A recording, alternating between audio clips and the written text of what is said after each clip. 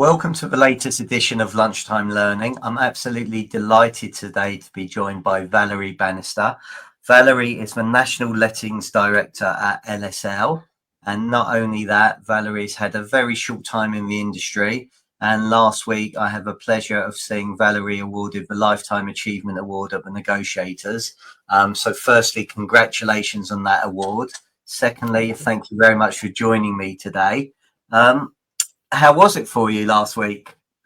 It was a combination of surprise and shock. I was listening to the announcement and thought, oh, this person sounds very interesting. Oh, similar trajectory career as my own. And I thought, oh, it is me. So apparently the people around me have got videos of me, of my face changing in shock realization. Oh my goodness, it is me. And oh, I've got to go up on the stage. So apparently created quite a lot of amusement for the people around me, but I was oblivious to this.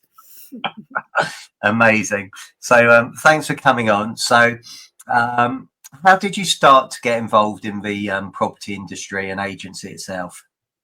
Well, I got involved by accident, really. I was going to live abroad and we had a house to rent back in the early 80s. Well, back in that time, that era, lettings was really, I suppose you would call it in these days, a cottage industry. It wasn't the fabulous offices that we now see. And we found an agent who would look after our house. And what we found when we lived abroad, when we were with other expatriates, a very topical conversation would be their rental back in the UK, their letting agent back in the UK, and the problems. And in our case, we had quite significant rent arrears, which included our family having to get involved. So I had my interest, I suppose, piqued in residential lettings and estate agency purely off the back of I was a landlord back in those very early days. And when I came back to the UK, I hadn't really decided what I wanted to do. So I did some sort of course and I was just in our high street and bumped into somebody I hadn't seen since primary school, actually. And he was very excited. He'd taken over as manager as a brand new partnership firm in our town. And they were looking for some admin assistants and they had 8 or 9 candidates the next day. And he said to me, well, would you like to come along for the interview? Because it's not like now where you have role profiles, everything's all set out. It was, oh, do you want to come along tomorrow? I said, oh, yes, okay, I would. So I had no expectation of what that was going to be. Just thought I ought to sort of get a job, really. And actually, I went home that evening and my husband said to me, well, how do you think the job interview went? I said, well, not sure. I think it went okay. About sort of early evening, I had a call to say, you've got the job. And I started the following Monday.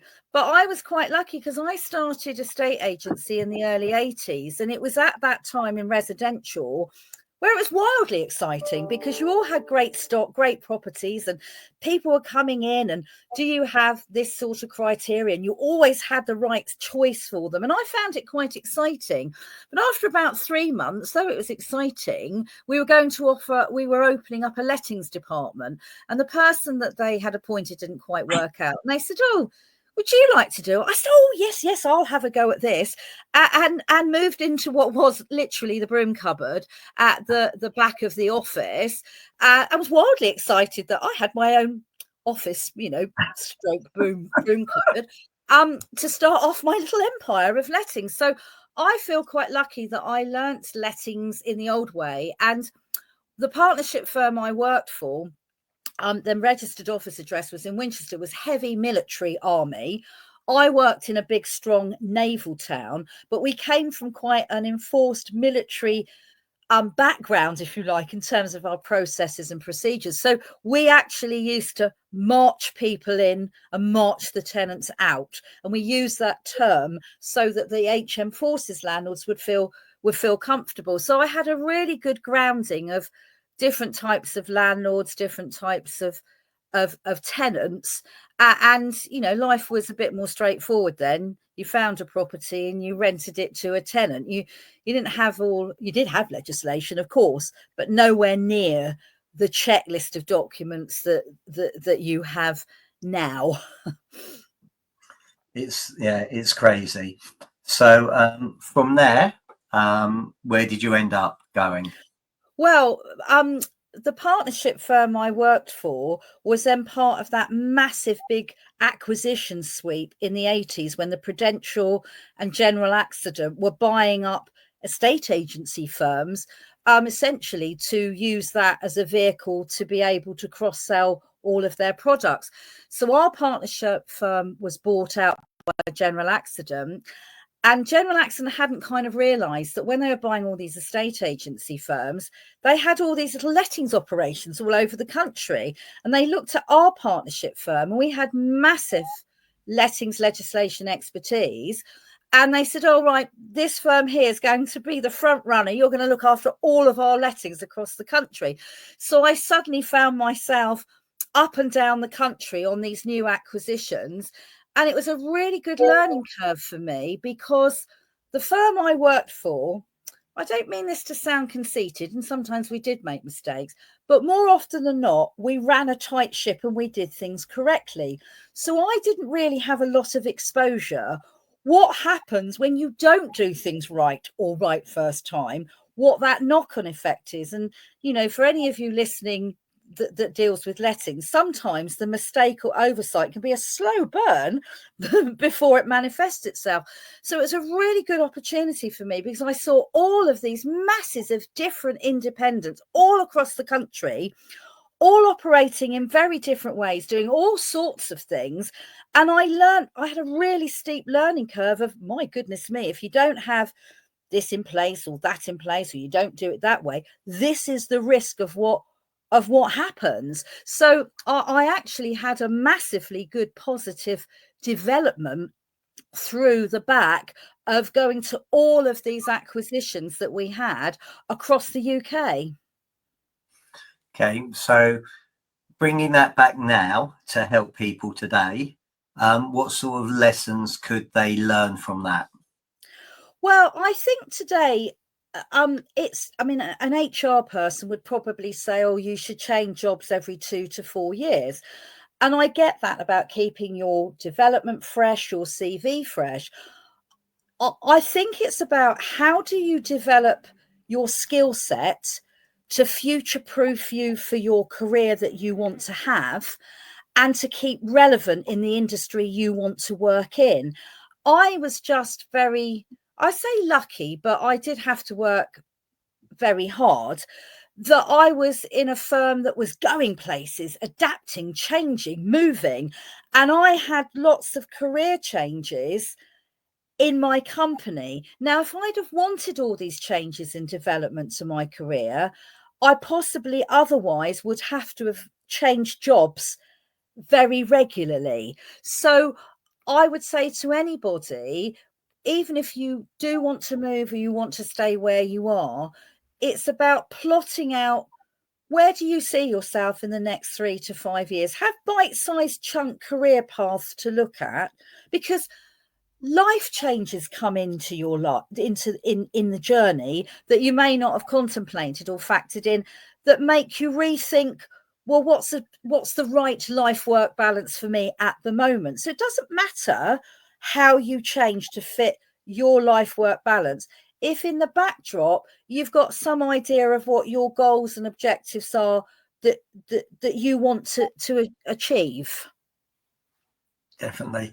So obviously you dealt with loads of change, and there's been loads of change over the years with Housing Acts and assured tenancies and renters reform bills. So what advice could you give to people to actually learn to adapt, learn to deal with change? Well, I've lost count, to be honest with you, in 40 years, how many pieces of Housing Act legislation I've had to adapt and change, educate people around me, educate myself, educate landlords, educate tenants. And we didn't have, back in the day, sounds like I'm really old, but we didn't have the same government interaction now, whereas at least we've got an organisation like Property Mark, of which I'm a member of, and of course there are other organisations where there's some engagement with government, explanations about certain things. Yeah, we don't get all the detail. We had zero. You really had to be on a self-help, self-learn trajectory.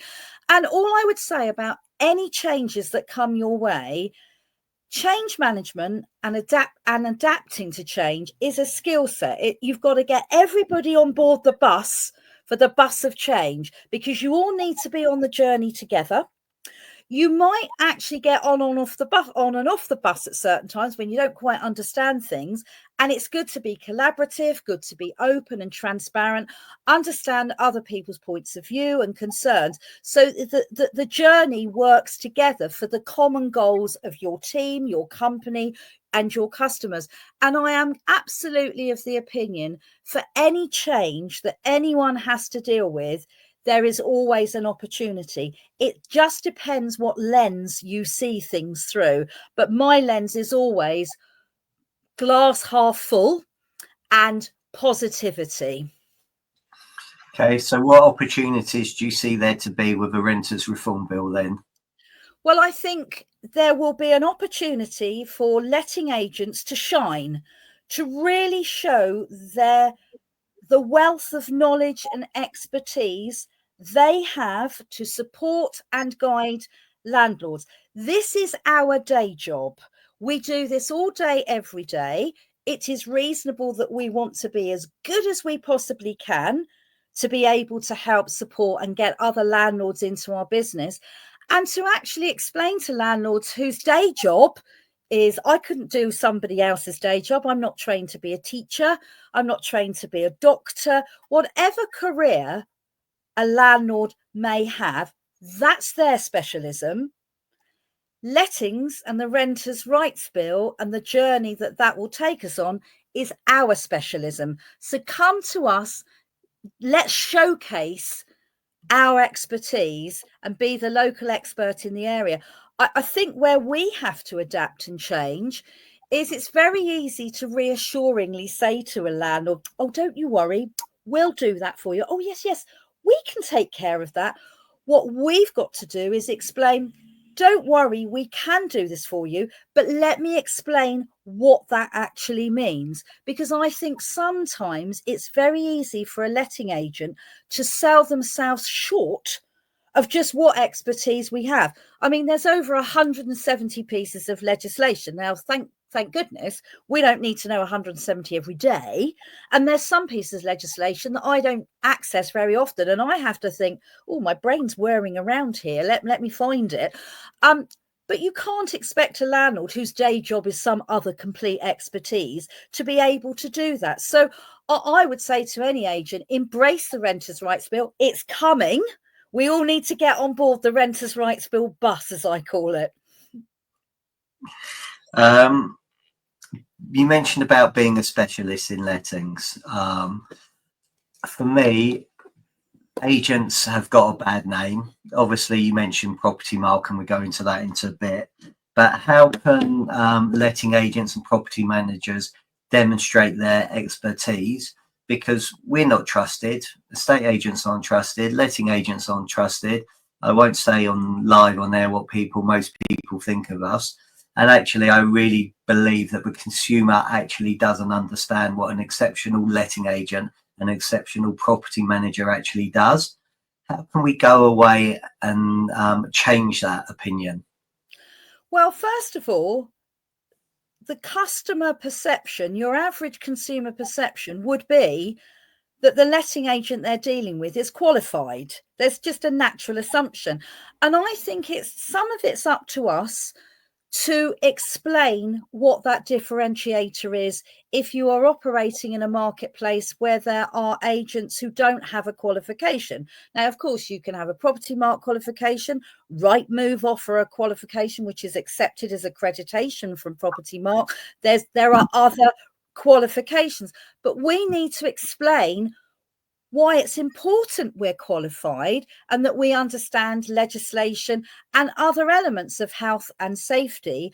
And we should proudly promote, but explain in a user-friendly way, if we belong to an organisation, whether it's RICS, the property mark, and it's a bit like if I get into a traditional cab in London, I happen to know they have the knowledge and they have to go through an enormous test, and I know how expensive their cabs are. But if I get into an Uber, I know I'm getting into a different type of environment. I'm getting into a cab who doesn't really know where they're going. They're going to have to look at their sat nav. They don't have the knowledge, and I'm paying a different price for a different experience. Would I go to a dentist that's not qualified? No. Would I book a holiday with a holiday firm that doesn't have ATOL and ABTA? No, I wouldn't. So use analogies that your average landlord or tenant would understand. So like if you book a holiday, Mr. Landlord, I expect you look at something that's ABTA and ATOL and you understand those benefits if something happens and you're abroad and there's a crisis, etc., and how they will get you home, etc. And I think it's up to us to have a good hard look at the expertise we have, the qualified members of staff that we do have, and encourage those that want a career in property management and lettings. Because let's face it, most of us that work in property management know how really hard it is to get people into property management. It's a tough job. You've got to be negotiator on Switzerland neutrality standards. You've got to know your stuff. You've got to know health and safety as well as your legislation, licensing laws. Let's find a way that we, at the right time of our journey with our landlord and tenant, we explain why we should be your agent of choice to help them understand why another agent who doesn't have any qualification, and I know there are agents who offer a really good service who are probably going to listen to this, and they do offer a good service and they've got years of experience. So I'm not in any way talking down any business in this environment. But for those of us who do have a qualification or do belong to an organisation, you really need to display your logos. I mean, interestingly, by law, we have to display we have client money protection. By law, we must display which redress scheme we are in. So be proud of your Property Mark logo or your RICS logo or whatever organisation you belong to, and start to do tiny bite-sized chunks of conversation with customers to help them understand. I mean, there's no doubt about it, people buy people. So you can have a really, really good local agent, the heart of the community. They may not have a qualification. It doesn't mean to say they don't provide a good service. They are a fit and work really well in that local environment. So there's room for everybody. But with the Renters' Rights Bill coming down the line, and I mean, there's 226 pages of legislation in the draft Renters' Rights Bill.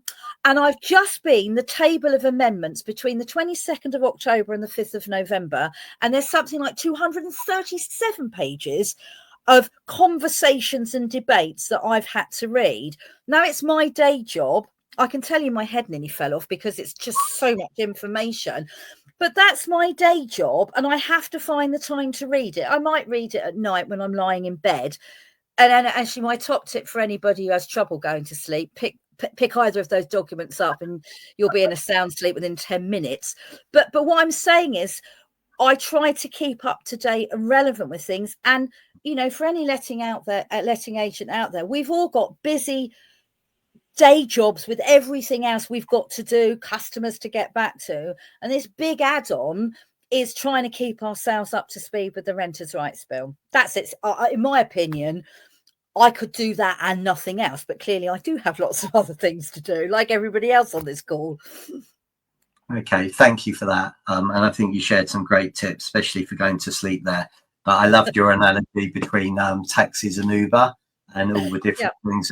And all the different things you've described there. And I think, actually maybe the assumption is that we know it all. So the potential landlord should know it all. But actually, in my humble opinion, I don't think they do. And I think we need to explain it in a much better way. And I think you summed it up very eloquently there. So thank you.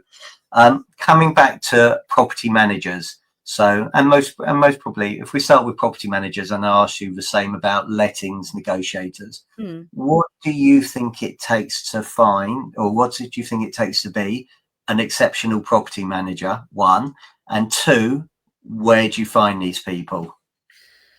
To be an exceptional property manager, you've got to have the confidence and assurance to be able to problem solve, look at sometimes very complex repairing or situations within a property, and actually feeling strong enough to think, I might need to chat this through with somebody else. And it's perfectly okay to be having a conversation, in my opinion, with a landlord to say, do you know, I want to check on something here, but I'm going to come back to you. But I want to be sure that we're on the right path of how we're going to find the right resolution. And in my experience, landlords fully accept and appreciate that you're going to check some other information out on their behalf so that you are helping them get the most appropriate outcome that's right for whatever the situation will be. But I think you have to be organized. We've got CRMs that count down things, but you need people that are looking, fixed flow. You can do a lot of things on automation. I use fixed flow, but there's lots of really fab prop tech.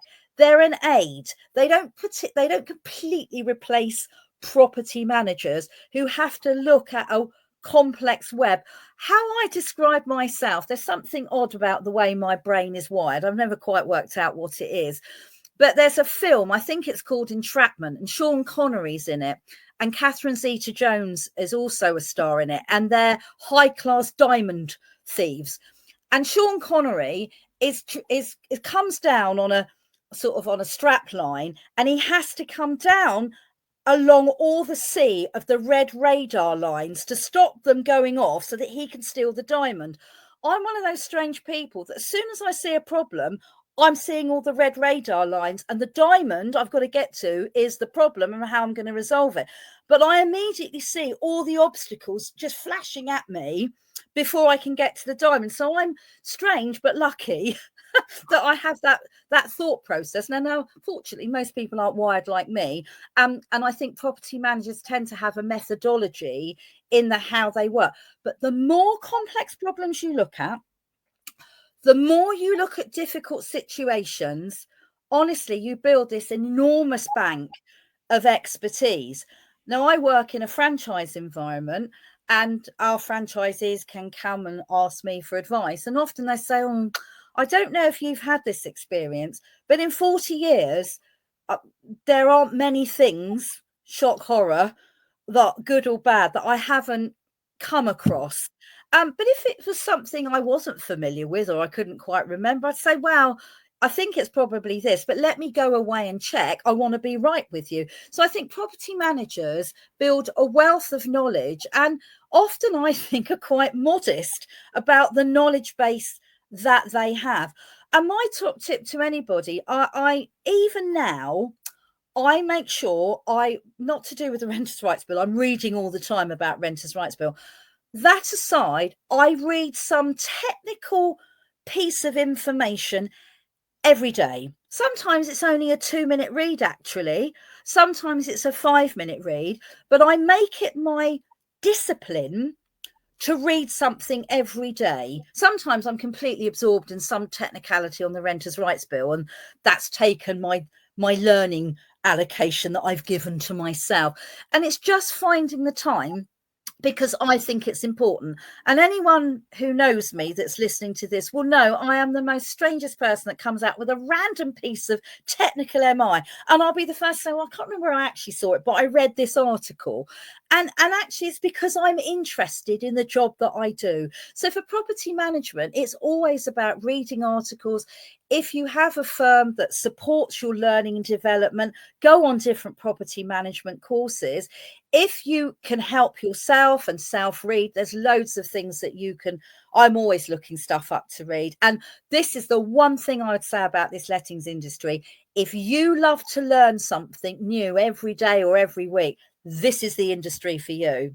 because it moves like at a pace every day. Okay, so what sort of things let's just say this week, what sort of things have you looked at to help people? So this week I've looked at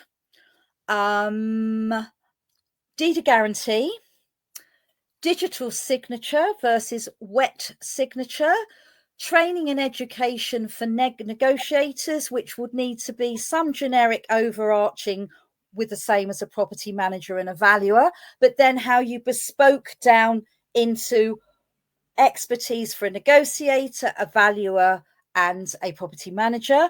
And I am of the opinion a negotiator needs to be fabulous at their selling skills, but a little bit more information and knowledge to help them have a working knowledge when they go around to a property helps reinforce that that agent is the right agent that landlord's dealing with, or that applicant renting a property is thinking, well, they know their stuff.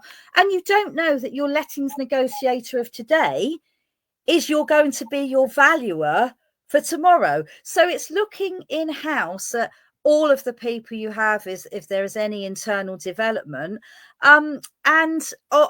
Yesterday, I have to say, it was mostly renters' rights bill, because yesterday I did the live webinar for Property Mark with Timothy, the policy officer, and Jan, that works in Property Mark. So we had done some reading beforehand, and I had actually read chunks of the debate exchanges between the 22nd of October and the 5th of November. So I've had a high absorption of some very interesting information yesterday. But today it is about future-proofing steps now for the Renters' Rights Bill. And that's what I've been talking about today. What can you do now that gets your business changing for now? And then how you change and adapt again for Renters' Rights Bill, because there's still time to look at terms of business for now, while we still lead up to the Renters' Rights Bill, and how we're going to have to look at education and training and support for our various teams: property management, decent home standards, OAB's law, valuers. How are you going to present and showcase differently our service type when you're getting on a new landlord? And for negotiators, how are you going to sort of look at pre-qualifying, pre-vetting? What kind of conversations are you going to have that may be different to now with prospective applicants, as we future-proof our business for ourselves, for our landlords, and for the tenants? Because let's not forget, the Labour government have deliberately named this the Renters' Rights Bill. So their focus is on the rights of the consumer, who they see as the tenant. Okay, so a lot of people, thank you for sharing all of that. A lot of people, a lot of landlords are thinking now they should be selling. I speak to a lot of agents that a lot of landlords are starting to sell. So if I'm an agent and I'm starting to lose properties, how can I replenish them? What would you be doing to try and find new landlords, please? Well, the first step I would do is look at my tenant find or let only landlord database. And I would be holding either a landlord evening specifically for the tenant find and let only, like a VIP type invitation, but I would be looking at I would segment my tenant find and landlord. So if I'm an investor landlord, a portfolio landlord, the chances are that's my salary and that's my job. Now, there might be elements from the Renters' Rights Bill that they feel they can't quite manage, but it's a service that you could provide. But you'll have other landlords on tenant finds who let or let only, that for a variety of reasons, that's the service type they've taken. But they might be in the category now, they don't know what they don't know. So I've spoken to a few tenant find landlords. I said, well, what's the Renters' Rights Bill? In fact, I speak to landlords who say, oh, should I have protected my security deposit? So, we are dealing with a lot of landlords who have got other day jobs, as I said earlier on, and aren't quite up to date. So it's looking at the different types of landlords you have in your tenant find and let only, and seeing what expertise you could offer to them and convert them over to a service. I think for some agents who offer rent collect, let and rent collection only, but not full property management, the same applies. What else could you do to offer a service that makes fully managed more compelling? Because when we get to AWAB's law and decent home standards, you really are going to have homes fit for purpose. Well, they should be now with we've got enough legislation, quite frankly. It's just that the council don't use their enforcement powers enough. So we've got more legislation coming in, but it's just about explaining legislation and how your expertise can help them maintain and sustain their investment, because people have buy to let for very different reasons. And our job is to understand what those reasons are and then weave into that, how can we tailor a service or offer a service that best suits those clients. So I would certainly look within to start with. You can offer and promote VIP evenings for generally in your local area. Because there are often landlords that live locally who aren't with you. The other thing I found as well, which always surprises me actually, is how many landlords do have more than one property, but they may not all be with you. So I know portfolio landlords who might have 3 or 4 letting agents, which I think can be quite confusing because they all work at a different standard. So is there something you can do to convert a landlord to bring more of their properties? And we've seen a bit of that actually happening. So I think there's everything to play for by promoting landlords. I often look at landlord and tenant Facebook groups, and a lot of those Facebook groups are primarily a landlord who I would call is self-managing, and they don't use an agent at all, or they may use an agent or just the tenant find piece. So I think there are other areas you can tap into, and there are estate agency practices that do not offer a letting service at all. Re-engage with those businesses to say, well, can we get into some sort of arrangement if you get a lettings referral? They're just, if it hasn't worked before, don't dismiss it as, oh, well, we tried that didn't work. Oh, we tried a landlord leaflet job. Oh, we tried this on social media, it didn't work. Try these things again.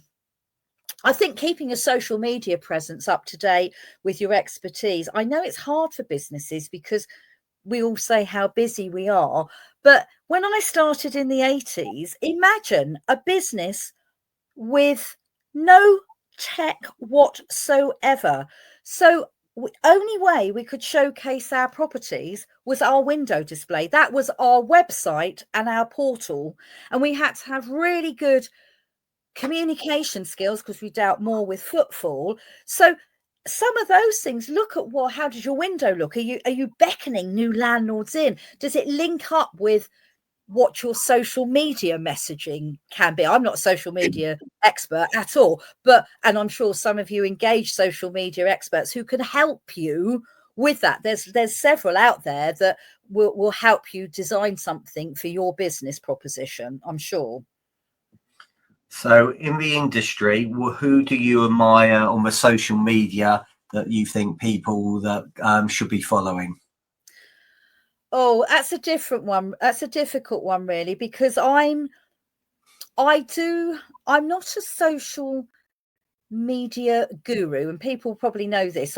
Because I'm sort of a bit old school, I only comment when I have to. So I do follow organisations more. I mean, I follow Property Mark. I follow Women in Estate Agency. I do follow some individuals, like I'm always keen to see what Lucy Noonan is doing in Atomic Consultancy and things like that. But I wouldn't say I'm a strict person for following everything. I'm a bit of a person like a chocolate box. I'm a pick and mix. I'll have a look at something and then I'll dip back out of it again. Brilliant. So I just want to touch on Property Mark, and you talked on the importance of qualification, and I know you've been on the you've been president, I think president-elect, and actually president of Property Mark, and you've served a couple of terms or 4 2-year terms on the board there. What does Property Mark offer, and why is it important to have that membership? Well, I think there are a lot of independent firms, and I see this I see this a lot in independent firms that I come across in the area where I work, where they've got small teams, everyone's got allocated jobs and shared jobs, and often the business owner is all things to all people. They might be the key valuer, they may be the key go-to person for a customer. They're the person who's got to sort their books out, their VAT returns, their website. They are all things to all people. And to me, what Property Mark offers is somewhere else, a voice of reason, a toolbox of things that are available that you can get some help from. And if your members of staff are a member, they can then use the helpline. So I think it's about what capacity you have and when it's useful to go to another organization to get information, go on the courses, tune into the webinars.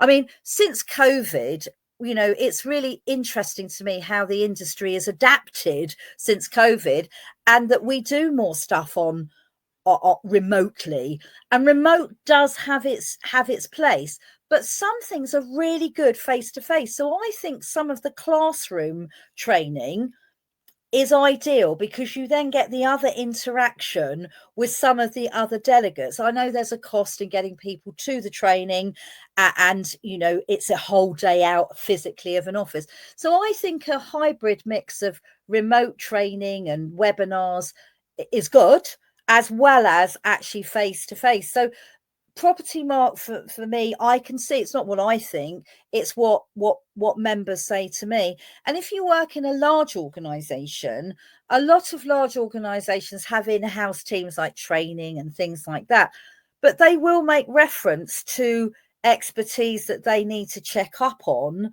if that's a firm the principal partners director is a member of Property Mark. And who knows if we'll get regulated and recognised by the government as we move along. It's interesting, I was looking at an article yesterday, and it was about how many European countries and the base level of qualifications most European countries have for their realtors, or whatever name they call their residential estate agents. And it's quite intriguing to me how we're lagging behind in the UK, in England, because obviously in Scotland, you've got to have a recognised qualification. And in Wales, you've got to be accredited with Rent Smart Wales. But England has a massive, private rented sector, and it's amazing that we don't have that qualification, really. Okay, couple of final questions before we go, because I'm conscious of your time and very grateful for it, so thank you. It's flown by and I could talk to you all day, because there's so much wisdom that you're sharing, so thank you. Importance of mentors. So have you had a mentor, and who was it and how did they help you? Yes, well, I think mentors are very helpful, and it's such a unique partnership that you shouldn't feel afraid to say, I'm not sure this is the right mentor for me. But mentoring, I think, is really helpful, but you've got to be organized. You've got to understand the person that you are helping to support and champion. I've been lucky. I've probably had several mentors in my life that were very influential. David Nunes would be one of those people. He is CEO, owner of National Home Move, trading as Your Move, but he was formerly managing director of Your Move. He's a well-known business person. He's chairman of Agent Giving, and he taught me a lot about being who you should be and not forgetting who you are, no matter what walk of life you are in, whether he's dealing with agents for giving and raising huge sums of money for the Trussell Trust and really championing it. And he walks the walk. He did the cycle. you know, he's not telling everybody what they should do. I know it's probably a challenge for him, but he did do the cycle, for example. I've had other people that mentored me. David Brown, who was our head of lettings, he then went on to be CEO of Marsh and Parsons. He's consultant now for Beehive Management. He was always behind me and cheering me on and championing me to get involved with Arla, because I've probably been involved with Arla from its original route, some 25, over half my career, I would say.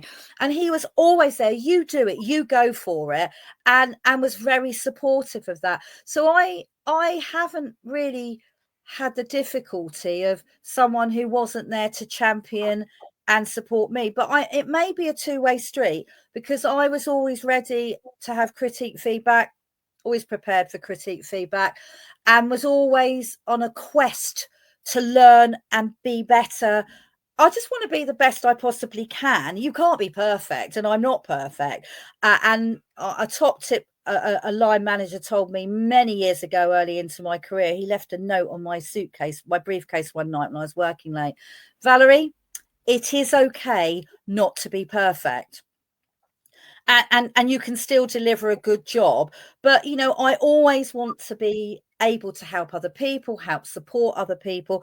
And mentoring helps you, I think, helps develop who you are. Because, you know, there are things about you in your character that you have to maybe manage when you're dealing with other people, or moderate in some way. So I would say to anybody who thinks that they would benefit from mentoring, give it a go.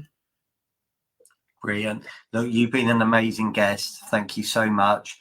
Congratulations on your well-deserved Lifetime Achievement Award last week. If people want to get hold of you, Valerie, how do they do that? Well, I can give you my work email address. So it's valerie.bannister@lslps.co.uk. Fantastic. Well, everybody, thank you so much for watching and listening. If you've got any questions, please get in contact. Until the next one, have a good afternoon, evening, day, whenever you're watching this. Bye.